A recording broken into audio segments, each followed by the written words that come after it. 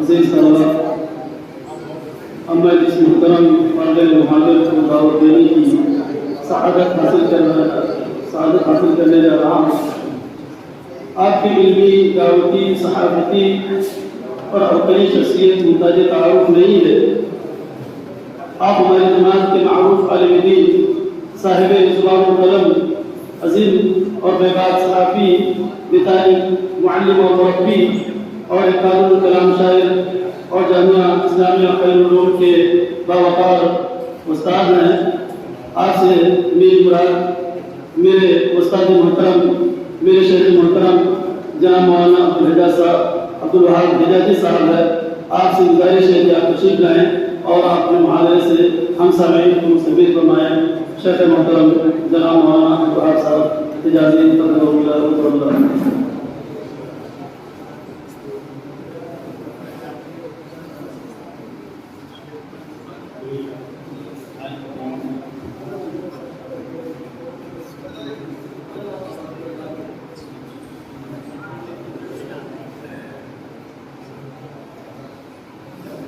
السلام علیکم۔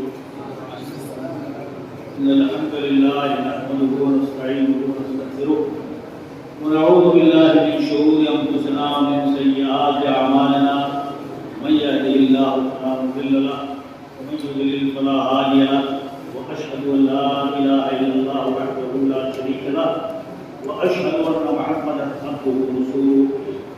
اما بعد فإن خير الحديث كتاب الله، وخير الهدي هدي محمد صلى الله عليه وسلم، وشر الأمور محدثاتها، وكل محدثة بدعة، وكل بدعة ضلالة، وكل ضلالة في النار۔ أعوذ بالله السميع العليم من الشيطان الرجيم، بسم الله الرحمن الرحيم۔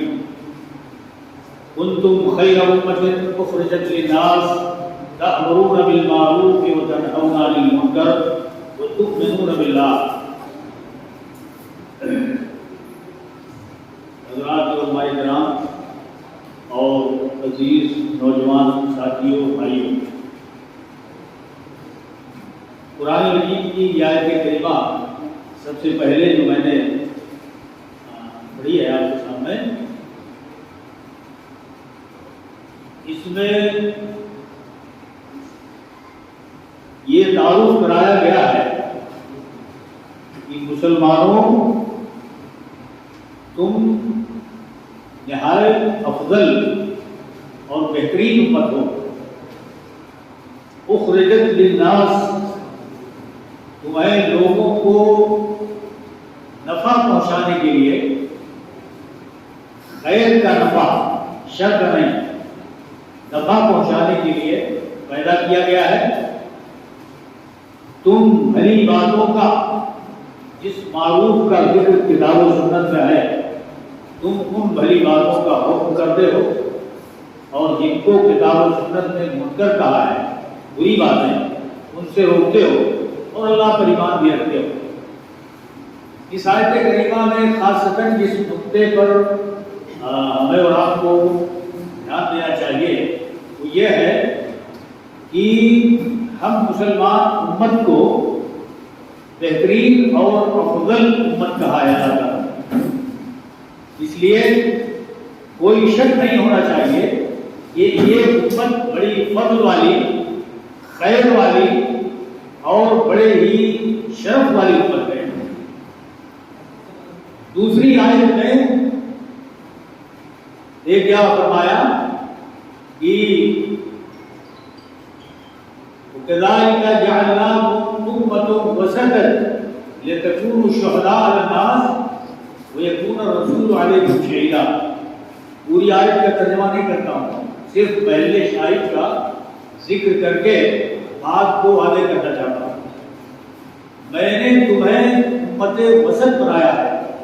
تفسیر ابن کثیر آپ پڑھیں گے تو اس میں آپ کو ملے گا کہ امت وسط کا معنی کیا ہے؟ افضل امت، افضل امت۔ تو خیر امت اور افضل امت دونوں میں معنی ایک ہی ہے، تقریباً مشترک ہے۔ بولا بھی جاتا ہے قریش اوسط العرب نسبا ودارا، قریش نسب کے اعتبار سے، وطن کے اعتبار سے سب سے افضل ہے عربوں میں. اور ایسے ہی الصلاۃ الوسطیٰ، صلاۃ الوسطیٰ، صلاۃ العصر، تو یہاں بھی وسطیٰ نماز افضل اور بہتر اور ثواب کے اعتبار سے عمدہ کے معنی میں لیا گیا ہے. وسطیٰ نماز یعنی عصر کی نماز افضل راجح قول کے مطابق.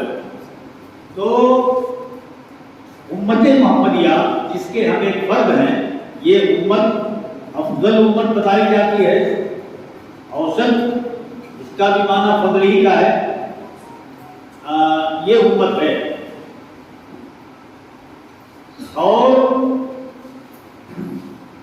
تمام اقوام عالم میں اس امت میں یہ فضل و شرف معتبر ہے. اس اعتبار سے کہ اس امت کا قبلہ بیت المقدس کے بجائے خانہ کعبہ کو کر دیا، اور یہ مسلم امت کے احترام اور ان کی مرکزیت کا موقع دیا.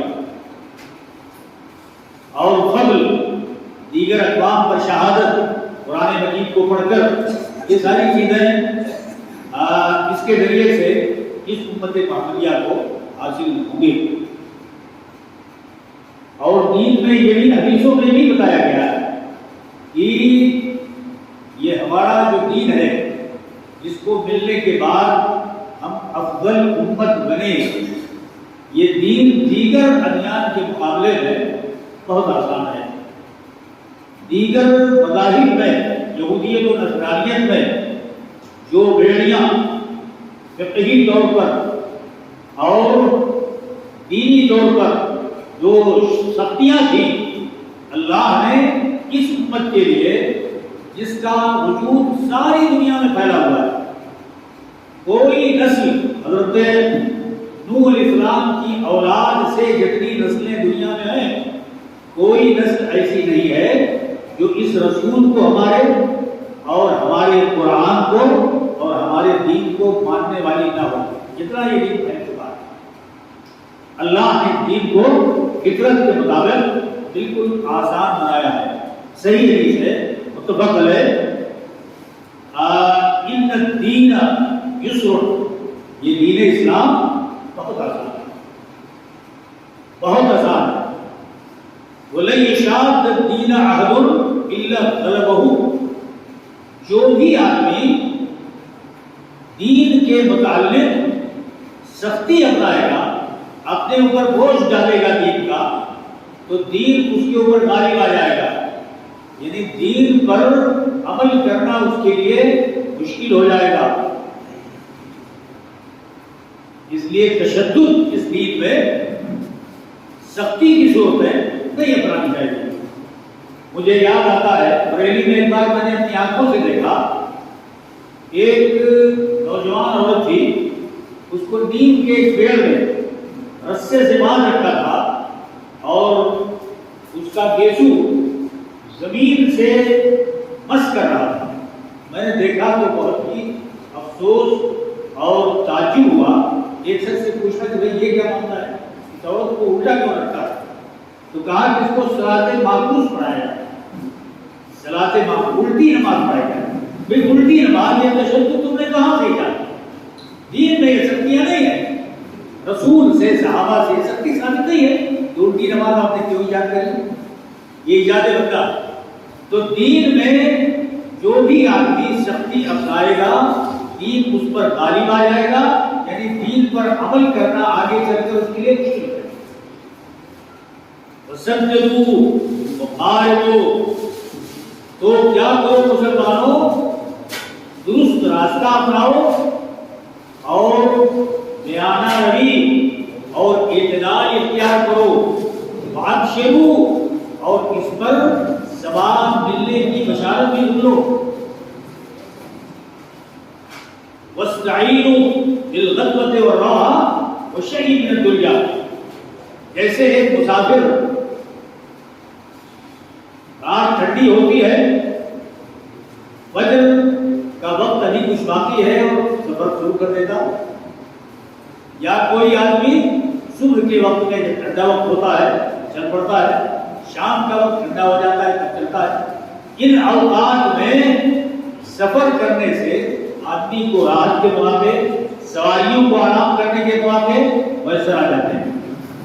تو رسول اللہ صلی اللہ علیہ وسلم نے فرمایا کہ ایسی تم بھی کو مسلمانوں ایسے ہی راحت کے ساتھ دین پر عمل کرو, تمہارے بدن کو تمہارے دل کو سکون رہے گا تو دین کی باتوں پر اچھی طرح تم عمل کر لے جاؤ.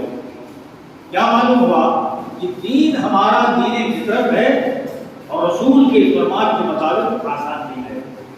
اگر دیگر اقوام کی سختیوں کا مشاہدہ کریں, بگاڑ کے بعد یہودیت جس تشدد کے نقطے پہ پہنچی, نصرانیت اپنی رحمانیت کے ذریعے تشدد کے جس نقطے پہ پہنچی, دنیا کے اگل بغل کے اور دیگر مذاہب کو آپ دیکھیے ان میں جتنی سختی اور تشدد ہے ان سب کا موازنہ کر کے اپنے دین کو آپ دیکھیں گے تو پتہ چلے گا کہ یہ دین بے حد آسان اور یقیناً بھی ہے. میرے بھائیوں, یہی دین ہے جس پر ہمارے رسول چلے, اسی دین پر رسول کے صحابہ چلے, اسی دین پر صحابہ کے شاگرد تابعین چلے, تابعین کے شاگرد تبع تابعین چلے.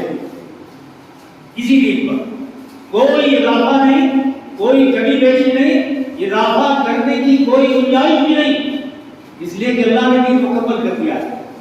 سختیاں جب ہوتی ہیں دیگر اقوام کی طرف سے تو ہمارے بھائیوں میں سے بعض لوگ کہنے لگتے ہیں کہ یہ مکی دور کس کی صورتحال پیدا ہوئی. مکی دور یعنی مکی دور میں جو صورتحال تھی عمل کی, اب گویا اسی پہ عمل کرنا چاہیے. لیکن سوال یہ پیدا ہوتا ہے کہ مکی دور گزر گیا, مدنی دور آ گیا, شریعت کے تمام احکام نازل ہو گئے, دین مکمل ہو گیا, تو اب مکی دور پھر لوٹ کر دے جائیں. مکی دور لوٹ کر نہیں آئے گا. آپ استقرار کی حالت میں ہو, شریعت نے استقرار میں آپ کو گنجائش دی ہے, ورنہ جہاں تک ممکن ہو مکمل دین کے لیے جتنی سہولتیں پیدا ہوتی جائیں ان پر آپ کو عمل کرتے رہنا ہے. یہ ضمن ایک بات آ گئی. تو یہ اللہ کے رسول کو بھی اگر آپ شامل کر لیں, صحابہ کرام, تابعین, تبع تابعین, ان کو قرون مفضلہ کہا جاتا ہے. فضل والی صدیاں, فضل والے زمانے, اور انہی کو سلف بھی کہا گیا ہے.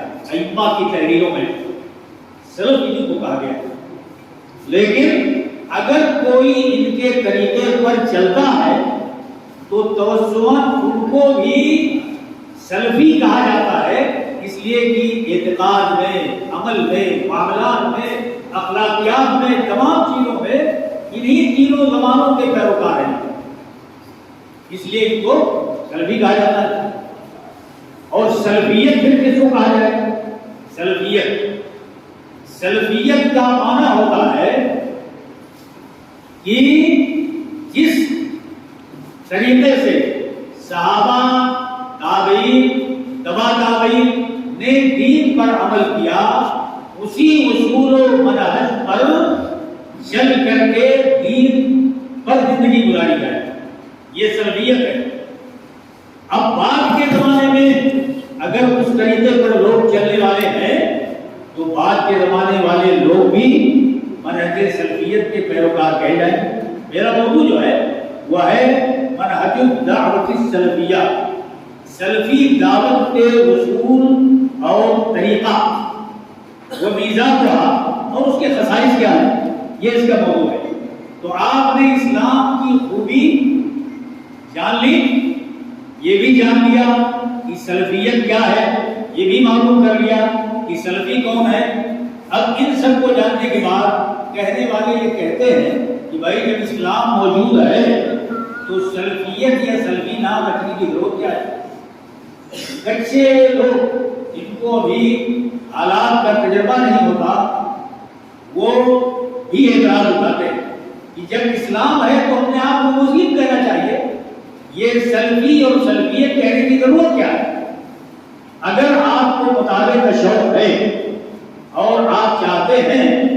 اپنے مذہب کے سلسلے میں لوگوں کے تعامل کا کیا طریقہ رہا ہے اس کو جانیں تو آپ مذاہب کا فرق کا مطالعہ کریں گے تو آپ کو ماننا پڑے گا کہ سلفیت نام رکھنا بہت ضروری ہے. اس کے بغیر صحابہ کے طریقے پر چلنے والوں کا کوئی امتیاز باقی نہیں رہے گا. کیوں باقی نہیں رہے گا؟ اس لیے کہ اس امت میں بڑے بڑے فرقے پیدا ہوئے. کچھ لوگ پیدا ہوئے جنہوں نے کہا کہ یہ پوری کائنات جو ہے کل اللہ ہی ہے. پوری کائنات کل کے کل اللہ ہی ہے. تعجب کریں گے کہ شاہ ولی اللہ رحمۃ اللہ علیہ ان کے ذریعے سے ہندوستان میں بہت بڑے پیمانے پر اہل حدیثیت کی نیو پڑی ہے. مدینہ سے لوٹنے کے بعد انہوں نے اپنی بعض کتابوں میں لکھا ہے اور بھی اس کا تذکرہ کرتے ہیں کہ پورا قرآن اسی وحدت الوجود سے بھرا ہوا ہے. ایک زمانے میں کا یاد تھا یعنی پوری کائنات میں ہر چیز خدا اللہ ہے. نعوذ باللہ. اور یہ مذہب اتنا مقبول ہوا کہ صوفیوں میں سے بہت سے لوگ فلسفیوں میں سے بہت سے لوگ اس کے قائل ہو گئے. ایک شاعر کہتا ہے وَمَا الْكَلْبُ وَالْخِنْزِيرُ إِلَّا إِلَٰهٌ وَمَا الْكَلْبُ وَالْخِنْزِيرُ إِلَّا إِلَٰهُنَا وَمَا اللَّهُ إِلَّا رَاهِبٌ فِي الْكَنَائِسِ. کتا خنزیر یہ ہمارا اللہ ہے اور کلیسے میں جو راہی بیٹھا ہوا ہے وہ اللہ کے سوا کوئی نہیں. اس طریقے کا اشعار بے شمار آپ کو ملیں گے. ایک فرقہ ایسا پیدا ہوا اور بہت بڑی پذیرائی اس کی ہوئی. شاہ ولی اللہ کا نام بطور مثال میں لیا ہے. بہت بڑی نظریے کی پیدائش ہوئی. اہل دیوبند میں بہت بڑے بڑے علماء اس کے قائل ہوئے ہیں. اب تو ذرا اس کا اظہار کم ہو رہا ہے لیکن اس سے پہلے تحریروں میں باضابطہ لوگوں نے اظہار کر رکھا ہے وحدت الوجود کا. کائنات کی ہر چیز اللہ ہے. کچھ لوگ پیدا ہوئے جنہوں نے کہا کہ اللہ کی صفات جو ہے رحمت اور عزت قدرت ہر نام میں اللہ کی کوئی صفت ہوتی ہے اور ہر سے صفات بے شمار ہے. یہ سب صفات نہیں ہے. ان صفات کو لوگ انکار کرتے ہیں. ایسا کرتا پیدا ہو گیا جبکہ یہ قرآن کا انکار ہے. قرآن اللہ کی صفتوں سے بھرا ہوا ہے. بلکہ اللہ ابن قیم نے اپنی بات تحریروں میں لکھا ہے کہ قرآن کی شاید ہی کوئی آیت ہوگی جس میں اللہ کی توحید کا تذکرہ ہو. وہ ثابت کرتے ہیں بڑے اچھے انداز میں. تو اب یہ کوئی کتنی خطرناک چیز ہوئی اور ایسے لوگوں سے بھی سلطنت بنو عباسیہ میں بڑے بڑے گروہ پیدا ہوئے جو اسی طرح کی چیزوں کے قائل تھے. قرآن مجید کو کہا کہ یہ مخلوق ہے. قرآن مجید کو کہا کہ یہ مخلوق ہے. اچھا ان سب چیزوں کے لیے قرآن و سنت سے کوئی دلیل نہیں. دلیل عقل سے ہے. وہ کہتے ہیں قدیم ایک ذات ہے اللہ کی.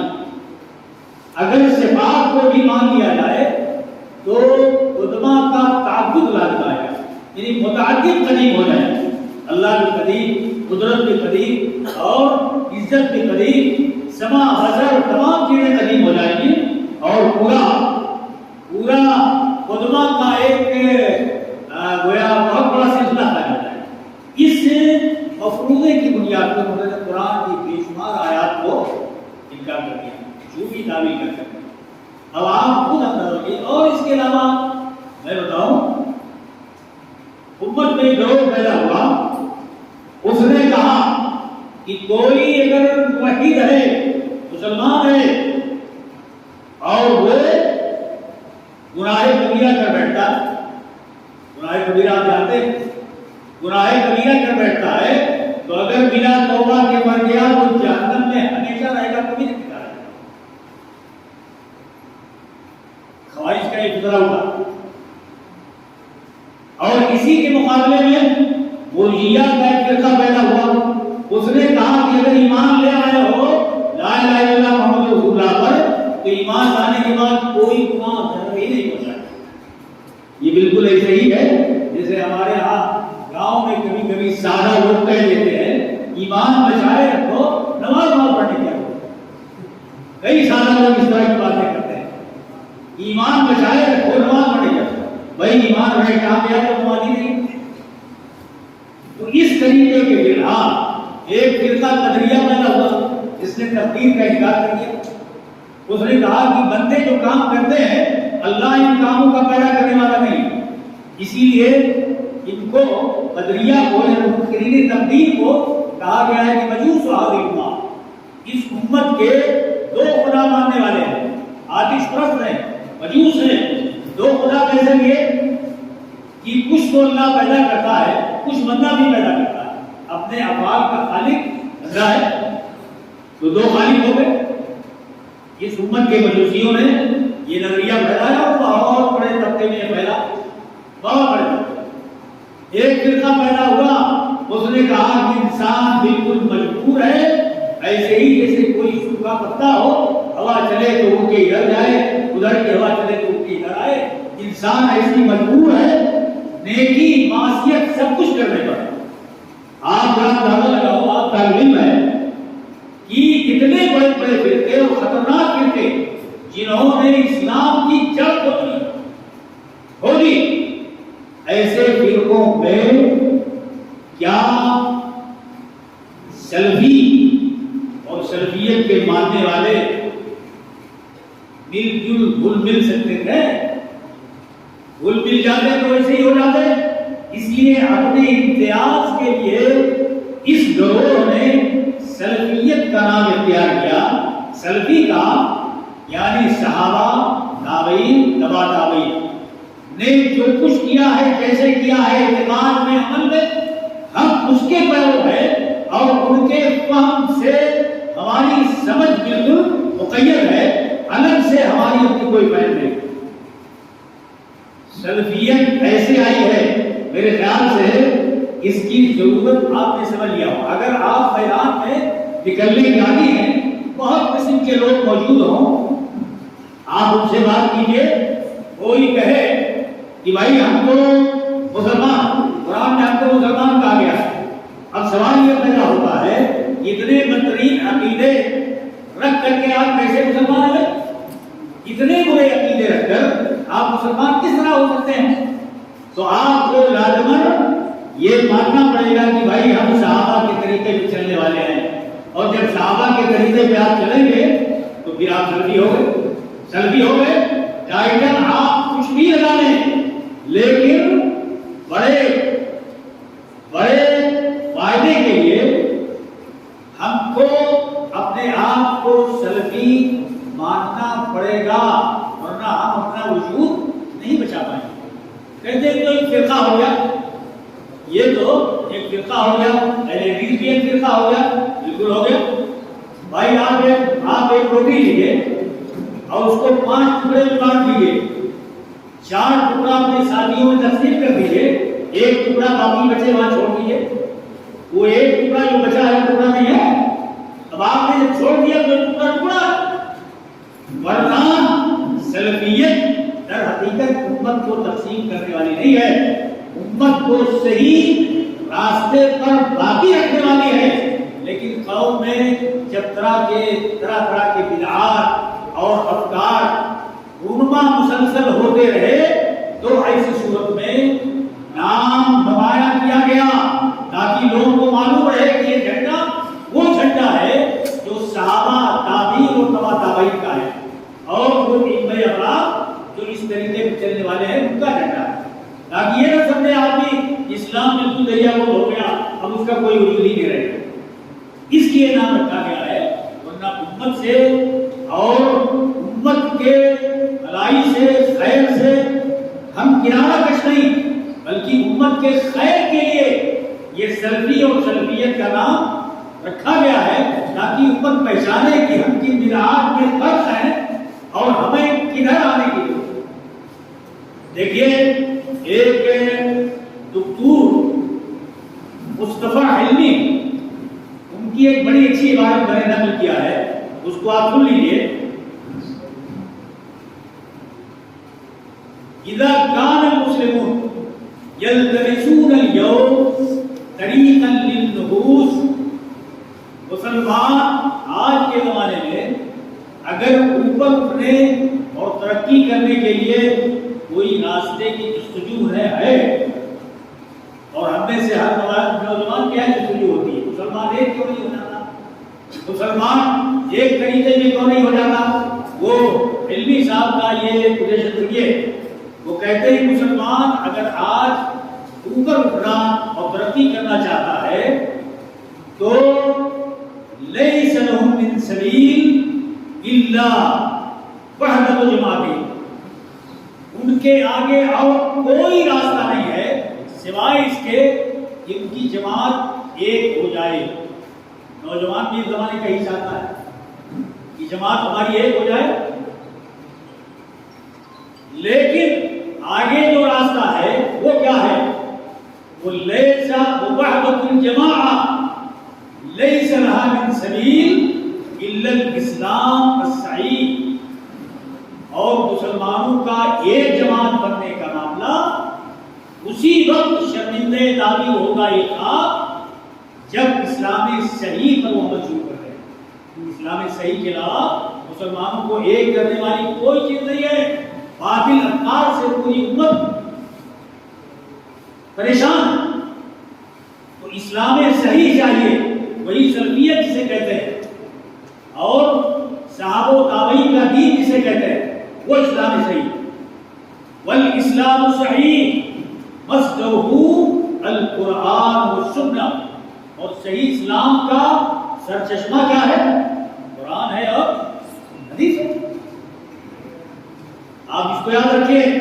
نوجوانوں میں بڑا جو جذبہ ہوتا ہے، لیکن یہ بڑے بڑے علماء کا کہنا ہے کہ مسلمان ایک ہوگا تو اس کے لیے اسلام صحیح اور کتاب و سنت کی طرف آنا ہوگا، ورنہ یہ خواب کبھی شرمندہ تعبیر نہیں ہوگا. لہذا جو لوگ یہ وحدت کی بات کرتے ہیں اور جو لوگ چاہتے ہیں کہ امت متحد ہو، انہیں غور کرنا چاہیے ان نقطوں پر کہ ہزاروں باطل خیالات اور افکار رکھ کر یہ امت کبھی بھی ایک نہیں ہو سکتی. اگر آپ کو شبہ ہو تو میں آپ کو چیلنج کرتا ہوں کہ کسی بھی موقع پر آپ اس شبہ کو دور کر دیجیے. یہ امت کبھی بھی اتنے باطل افکار رکھ کر، انحرافات رکھ کر، بدعات رکھ کر، افکار باطلہ رکھ کر کبھی بھی ایک پلیٹ فارم پر نہیں آ سکتی. اس کا واحد راستہ اگر کوئی ہے تو کیا ہے؟ اسلام صحیح اور کتاب و سنت سے لیا ہوا دین. یہی اس کا ایک. تو آپ نے میرا خیال ہے کہ اندازہ کر لیا ہوگا کہ سلفی یا سلفیت کا نام کیوں رکھا گیا. پوری ملت، پوری امت تباہ ہے باطل افکار سے. ایسے بھی جھنڈا بلند کیا گیا کہ صحابہ کے دین کی طرف اس جھنڈے کے نیچے آ جاؤ، مسلمانوں تمہاری نحوست گناہوں کی، برے افکار کی اسی جھنڈے کے نیچے آنے سے ختم ہو گئی. اب میں آپ کو بتاؤں، یہ چند باطل افکار میں نے گنائے تھے، ان میں ذرا سا محاکمہ کر لیجیے.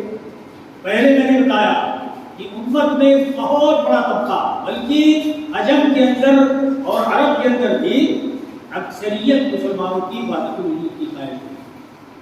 یعنی ساری دنیا کل اللہ ہی ہے، کوئی شے یہاں اللہ کے علاوہ نہیں. یہ طبقہ خود مسلمانوں میں موجود تھا، رات دن مسجدوں میں ہوا کرتا تھا، لوگوں کے درمیان دینی مریدی کرتا تھا، دنیا کماتا تھا. اسی کے مقابل، بلکہ اس کا رد عمل کہہ لیجیے، ایک طبقہ پیدا ہوا کمیونسٹوں میں، عام انسانوں میں، جس نے کہا کہ اللہ، رسول، شریعت، دین، آخرت، تقدیر اور دین کچھ بھی نہیں ہے، زندگی کل یہی معاشرہ ہے جس سے دنیا بنی. زندگی کل یہی مادہ ہے جس سے دنیا بنی ہے. بقیہ اور کوئی چیز اللہ رسول کا سلسلہ اس کو ہم کبھی نہیں مانتے. یعنی الوہیت اور اللہ کی ربوبیت سب کا انہوں نے انکار کیا۔ ایک انتہا یہ ہے کہ اللہ کی الوہیت اور اس کی ربوبیت کا انکار، دوسری انتہا یہ ہے کہ اس دنیا میں جو کچھ بھی ہے کل کا کل اللہ ہے۔ اب آپ ایسے بھی کیا کریں، کون سا مسلمان بن کر کے رہیں گے؟ جنہوں نے سر نہیں اٹھایا یا تو حضرت الوجودی بن گئے یا کمسٹسٹ بن کر کے رہی ہو۔ سنت کا جھنڈا بلند کرنے والوں میں، اہل السنت والجماعت اور اصلی والوں میں، صحابہ اور تابعین اور تبع تابعین کے پیروکار ہیں، انہوں نے کیا جھنڈا بلند کیا؟ انہوں نے جھنڈا یہ بلند کیا کہ اللہ تو رب ہے، ساری کائنات کا خالق ہے، ساری کائنات کا مالک ہے اور ساری کائنات کا اکیلا انتظام کرنے والا ہے۔ اس کے لیے دلائل ہیں دنیا کے سارے برگزیدہ انسانوں میں اللہ کے بتائے ہوئے اس طریقے کو مانا۔ کوئی بھی قوم ایسی نہیں گزری جس نے اس عقیدے کو نہ مانا۔ اور رہ گئی یہ بات کہ ہر چیز اللہ ہے، یہ تو اکثر الکفر ہے، سب سے بدترین کفر ہے، اس سے بڑا کفر اور کوئی نہیں۔ حرام و حرام کی ساری زمین اڑ گئی۔ ہر چیز جب اللہ ہے تو جو ماں ہے وہ بھی اللہ، جو بیوی ہے وہ بھی اللہ، جو بیٹی ہے وہ بھی اللہ، بیوی ہے بہن ہے وہ بھی اللہ، اور سب سے جیسے چاہو تعلقات اختیار کرو سبھی اللہ ہے، کوئی بھی ان کی بات نہیں۔ کتنا بدترین نظریہ مسلمانوں میں مقبول رہ چکا ہے۔ اب آپ لوگ آنکھ کھول کر پڑھیے تب اندازہ ہوگا کہ یہ امت کن کن راہوں سے گزری ہے اور سلفیت کا یہ جھنڈا کیوں بلند کرنا پڑا۔ تو مسلمانوں نے یہ طریقہ اپنایا کہ وحدت الوجود بدترین کفر ہے اور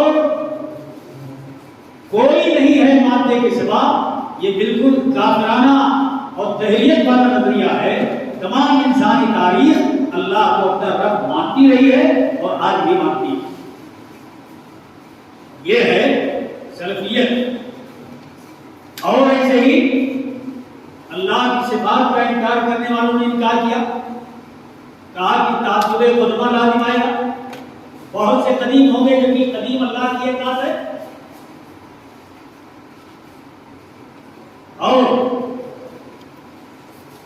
ایک گروہ پیدا ہوا انہی مسلمانوں میں، جب کہتے ہیں کہ ہم لوگوں کو مسلمان اپنا نام رکھنا چاہیے، انہی مسلمانوں میں ایک گروہ پیدا ہوا، اس نے کیا کہا؟ اس نے کہا کہ اللہ مخلوقات کے مشابہ ہے، اللہ کا ہاتھ مخلوق کے ہاتھ کی طرح، اللہ کی آنکھ مخلوق کے آنکھ کی طرح، اس کا پیر مخلوق کے پیر کی طرح، بالکل مخلوق کے مشابہ کر دیا۔ اب خالی جو مسلمان بننے کے چکر میں ہے وہ ذرا بتائیں کہ تعصب قدمہ والے اور یہ مشبہہ مخلوقات کے مشابہ قرار دینے والے اللہ کو آپ ان کے درمیان کیسے زندگی گزارو گے اگر صحیح اسلام سلفیت کا آپ کے پاس نہیں ہوگا تو کیسے گزاریں؟ سلفیت اس بیچ میں کیا ہے کہ اللہ کے صفات بھی ہیں، قرآن مجید کی تدریس سے بتائے ہیں ہر صفت پر ہمارا ایمان ہے، لیکن ہم اللہ سے اللہ کو کسی مخلوق سے تشبیہ نہیں دے سکتے، اس لیے کہ قرآن ہی میں ہے لیس کمثلہ شیء، اللہ کے مثل کوئی بھی نہیں، اور صفات کو ثابت کیا ہے وَهُوَ السَّمِيعُ الْبَصِيرُ، وہ سننے والا بھی ہے اور دیکھنے والا بھی ہے، دیکھنا اور سننا اللہ کی صفت ہے۔ یہ ہے سلفیت۔ تمام بدعتیوں کا مقابلہ ہر زمانے میں سلفیت نے یا اصلی اہل سنت والجماعت نے کیا ہے، نقلی نہیں۔ سارے بدعات کو جانتے ہیں اور کہیں کہ اہل سنت والجماعت ہے، اور حقیقت میں کیا ہے؟ اہل البدعۃ والفرقہ ہے، اہل البدعۃ والفرقہ، بدعات والے اور مسلمانوں میں تفریق کرنے والے۔ ایسے ہی یہ عقیدہ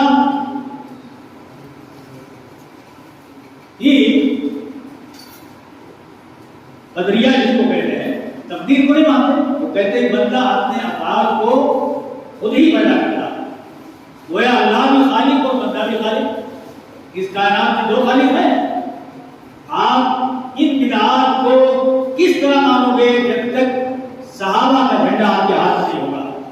ضروری ہے اس جھنڈے کا ہونا، صحیح اسلام پر جبھی آپ عمل کر سکیں گے۔ سلف نے، سلفیت نے، سلفیوں نے اس سلسلے میں یہی مذہب اختیار کیا ہے۔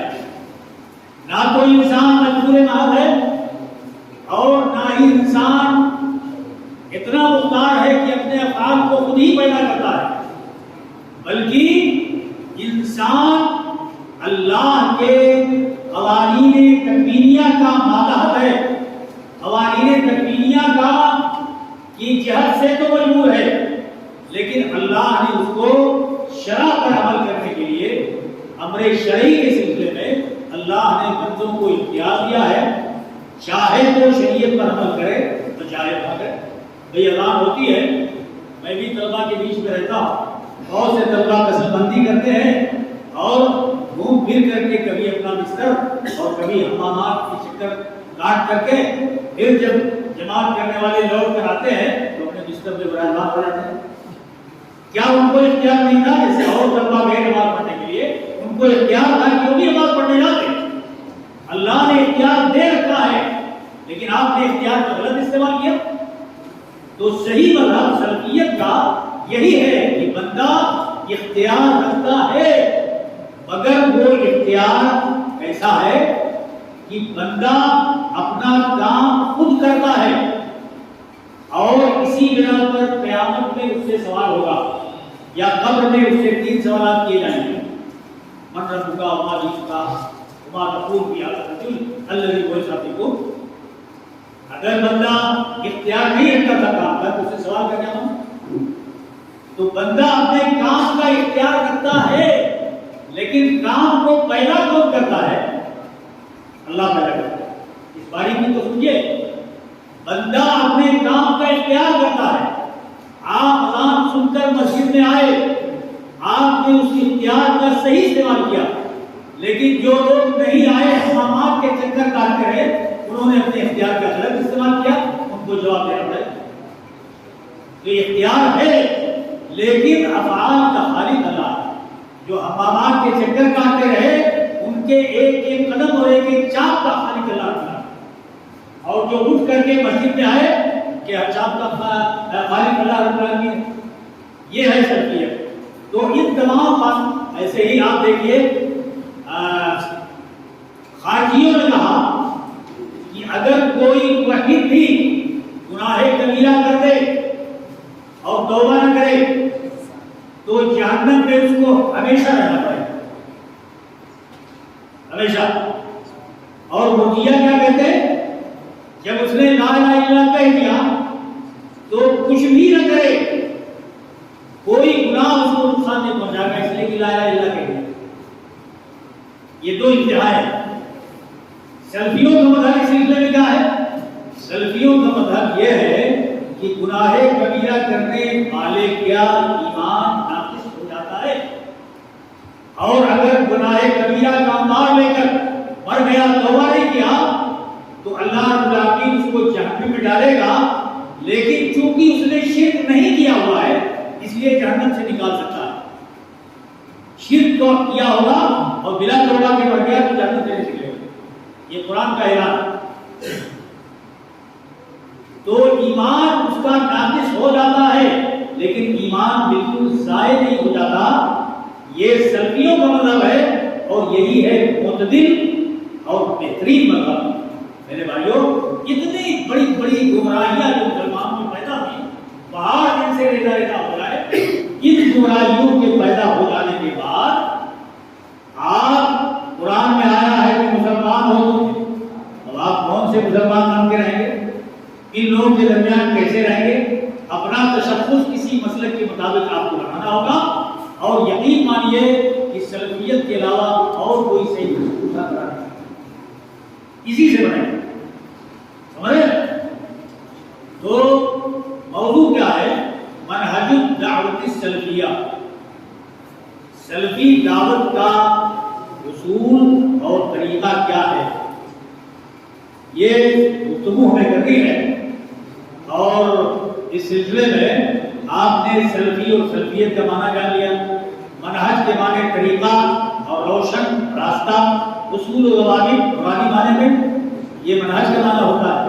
دعوت کا معنی ہوتا ہے دعوت الی دین اللہ، اللہ کے دین کی طرف لوگوں کو بلانا۔ تو منہج الدعوت سلفیہ کا اجمالی معنی آپ کو معلوم ہو گیا۔ تو سلفی دعوت کے بنیادی اصول کیا ہیں، یہ ہم کو خاص طور پہ جان لینا چاہیے۔ دیکھیے، ہمارے رسول نے اپنے دعات جب بھیجے تو ان کو کیا تاکید کی؟ یہ تاکید کی کہ سب سے پہلے ان کو کس بات کی دعوت دو گے؟ اللہ، ایک اللہ کی عبادت کی دعوت دو، یہ تاکید آپ نے کی۔ لہذا تمام رسولوں نے اسے کیا تھا، توحید کی دعوت۔ ہمارے رسول کے صحابہ نے یہ کیا، زندگی بھر توحید کی دعوت دیتے رہے اور شرک سے لوگوں کو بچاتے رہے۔ تابعین تبع تابعین اور عام معنی کے اعتبار سے سارے ائمہ ابرار، سلف کے طریقے پہ چلنے والے سب لوگوں نے زندگی بھر توحید کی دعوت دی۔ توحید میں بہت عام معنی میں بول رہا ہوں، موقع ہوگا تو اس کی تفصیل میں بتا۔ تو اسی کی دعوت دی۔ لہذا ہم سب کو اگر سلفی منہج آتا ہے، پسند آتا ہے، تو سب سے پہلے آپ کو توحید کی دعوت کو سمجھنا پڑے گا، اس پر عمل کرنا پڑے گا اور پھر اس کی دعوت دینی۔ دیکھیے، سمجھنے سے پہلے دعوت شروع کر دینا یہ بڑا کچا کام ہے، بہت کچا کام ہے۔ اقبال نے کہا ہے، شاعر ہے بہت بڑا اور فلسفی بھی اتنا بڑا ہے کہ شاعر اتنا عالی دماغ بہت کم پیدا ہوئی۔ اقبال کہتے ہیں کہ زندہ قوت کی جہاں میں یہی توحید کبھی، زندہ قوت کی جہاں میں یہی توحید کبھی، آج کیا ہے؟ فقط یہ مسئلہ علم کلام، آج بحث و مباحثہ کرنے والوں کا یہ مسئلہ بن گیا ہے، اور اس کے سوا یہ توحید کی کوئی قوت دنیا میں دکھائی نہیں۔ الا سعودیہ میں توحید بطور معجزہ قائم ہے، اور اللہ ان کی حکومت کو امتداد دیتا چلا جاتا ہے۔ اور کمیاں ہو سکتی ہیں انسان کے ناطے، لیکن توحید اور شرک یہ دونوں چیزیں اتنی زبردست ہیں وہاں کہ کئی صدیاں ہو گئی ان کے آباء و اجداد کی حکومت کو، اور الحمدللہ باقی ہے۔ تو زندہ طاقت کی جہاں میں یہی توحید کے بھی، آج کیا ہے؟ فقط ایک مسئلہ انتشار۔ شیخ سعدی کا ایک شعر مجھ کو یاد آتا ہے کہ امت میں جب بگاڑ آیا تو کیسا بگاڑ ہے۔ شیخ سعدی گلستہ مفتہ والے بڑے مشہور ہیں لوگوں کے درمیان، وہ ایک شعر کہتے ہیں، ان کی غزل کا شعر، وہ کہتے ہیں فارسی میں، گہ کو تکلیفیں دیر مانے وطنی بتخانہ، بت پرستوں کا بتخانہ، گہ کو تکلیفیں دیر گہے ساکن مسجد، کبھی مسجد میں آ کر کے رہتا ہوں اور کبھی بتخانے میں چلا جاتا ہوں۔ کیوں بھائی؟ شاید کہ ببینم رخ لیلا و بہارا، اس لیے مندر مسجد کے چکر کاٹتا ہوں کہ شاید اللہ نظر آ جائے۔ رخ لیلا ہوئی، اس لیے مندر بھی جاتے ہیں۔ یہی ہے وحدت الوجودی، وحدت الوجودی یا حضوری یا شہودی، کئی تفریقات ہیں اس سلسلے میں۔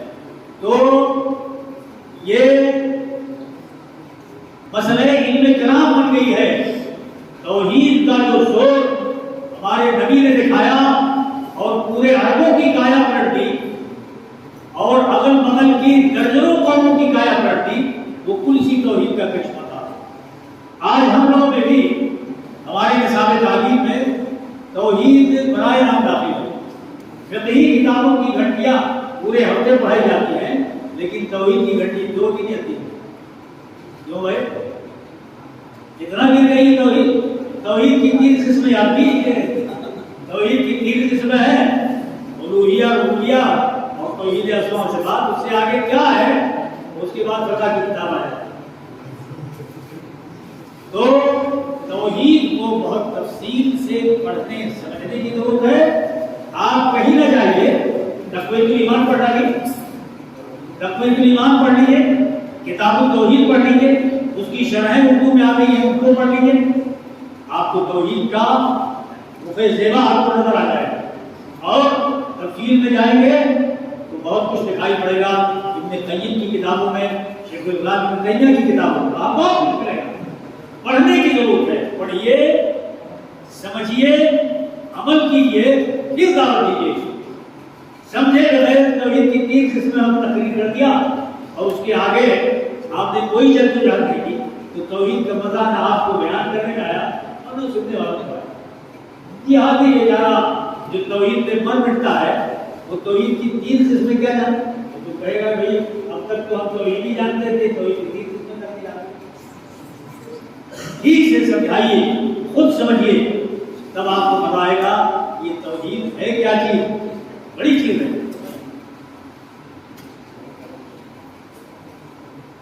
ایک جگہ ایک بات کہتے ہیں اپنی مجلس شورا میں، کہتے ہیں کہ کیا مسلمان کے لیے کافی نہیں اس دور میں، کیا مسلمان کے لیے کافی نہیں اس دور میں یہ الہیات کے درشے ہوئے لات و منات، الہیات پر جو بحثیں متکلمین نے کی ہیں، اقبال کہتا ہے کہ یہ لات و منات ہے، ان کو پوجنے کے لیے ابلیس کہہ رہا ہے اسی پہ چھوڑ دو، اسی الہیات کے لات و منات پہ پوچھتے رہے۔ کم سے کم یہ لات و منات ہمارے درمیان نہ رہے۔ سلفیت کا جھنڈا آپ بلند کریں گے اسی وقت جب آپ توحید کو سمجھ لیں گے اور اس پر عمل کریں گے اور تب لوگوں میں دعوت دیں گے تو آپ جان جائیں گے کہ سلفیت کسے بڑی چیز ہے، یہ بہت بڑی چیز۔ اب توحید کے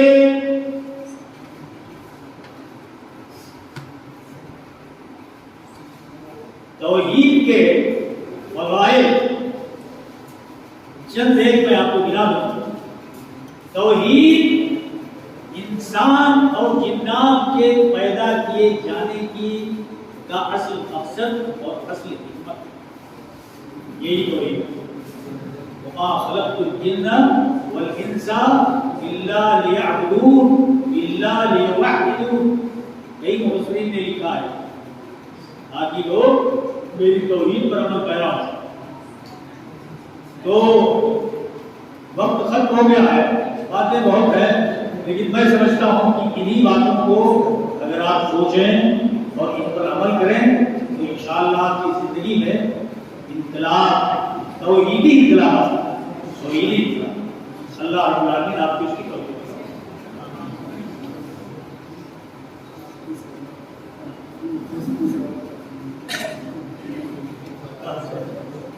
دیکھیے سوالات کرنے کے لیے فرمائش کر رہے ہیں تو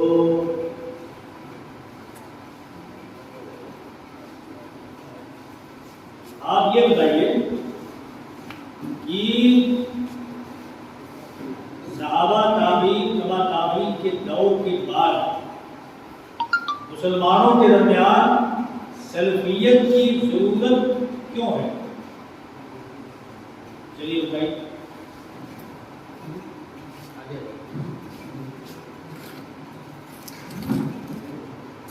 سلفیت کی ضرورت اس لیے پڑی کیونکہ اس دور میں جو ہے بہت سارے فرقے وجود میں آئے ہیں۔ اب جیسے وحدت الوجود کا عقیدہ ہر دور میں وجود آتے رہے، اب بھی وجود میں آ رہے ہیں جی، اور اس طریقے سے بہت سارے فرقے وجود میں آئے۔ جیسے کچھ لوگوں کا عقیدہ اور تصور یہ تھا کہ دنیا کے اندر جتنی بھی چیزیں ہیں ساری کی ساری چیزیں اللہ، اور کچھ لوگوں کا ظہور ایسا ہوا کہ ان لوگوں نے اللہ رب العالمین کے اوصاف کو مخلوق کی صفت کے ساتھ مشابہ قرار دیا۔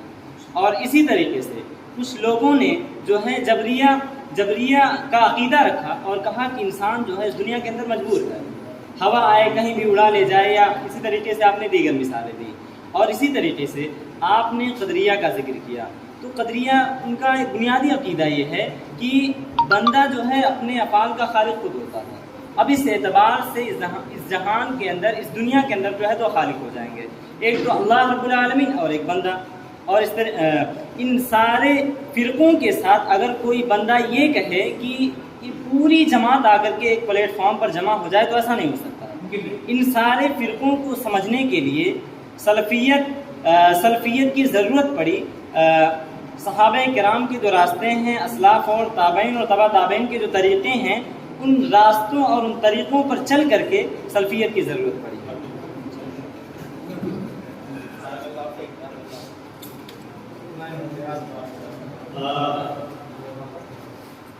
دوسرا سوال یہ ہے کہ توحید یہ مسلمانوں کے درمیان کیوں ضروری ہے اور شرک سے دور رہنا کیوں لازمی ہے؟ توحید کیوں ضروری ہے اور شرک سے دور رہنا کیوں لازمی ہے؟ قریب آ جائے، قریب آ جائے.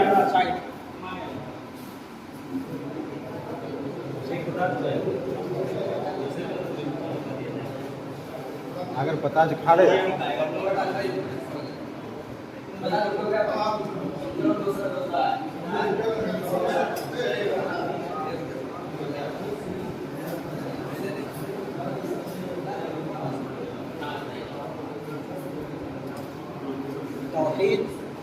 توحید اگر ہمارے اندر نہیں ہوگی، توحید اسلام کے اندر سب سے پہلی بنیاد جو بتائی گئی ہے توحید کی بنیاد بتائی گئی، تو اس لیے سب سے پہلی ضرورت توحید کی ضرورت ہے. اگر انسان کلمہ لا الہ الا اللہ کا دل سے اقرار نہیں کرے گا تو اس کو مسلمان نہیں کہتے ہیں، یعنی یہ ضرورت ہے.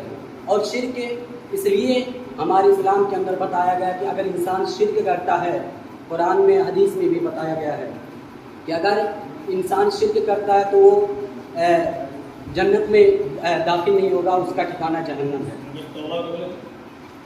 اگر وہ مرنے سے پہلے توبہ کر لے تبھی ہو سکتا ہے، اگر اللہ تعالیٰ چاہے اس کو بخش دے. لیکن اگر شرک، سب سے بڑا گناہ شرک ہی ہے، اس لیے شرک کو اللہ رب العالمین معاف نہیں کرے گا. ان الشرک لظلم عظیم. بہت سی تفصیلات اس میں ہیں، لیکن یہ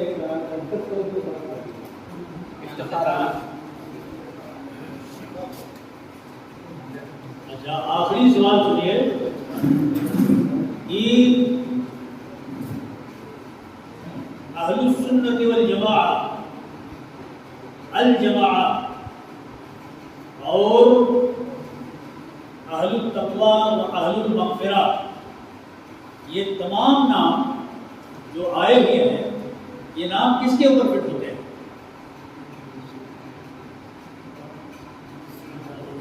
الفرقۃ الناجیہ، الطائفۃ المنصورہ.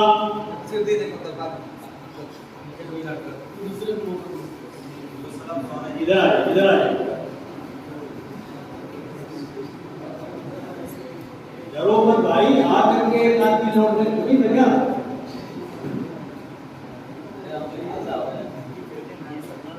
ڈرنا نہیں ہے، بات اچھی طرح سمجھنا ہے. یہ فائدے کی چیز ہے. جو سلف صالحین کے منہج پر چلتے ہیں، صحابہ کرام تبع تابعین کی منہج پر چلتے ہیں، یہ سارے نام انہیں پر انہیں پر اہل السنت والجماعہ، الفرقۃ الناجیہ، طائفۃ المنصورہ، اہل التقوی والمغفرہ، یہ سب انہیں پر ہوتا ہے.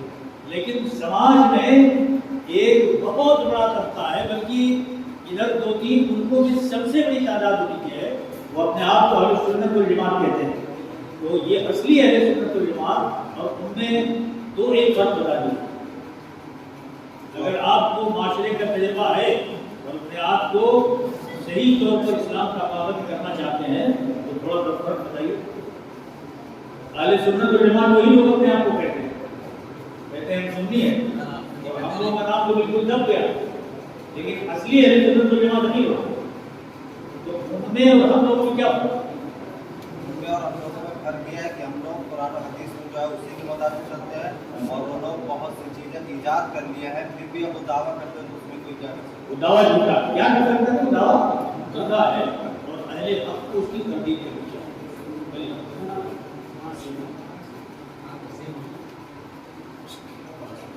السلام علیکم.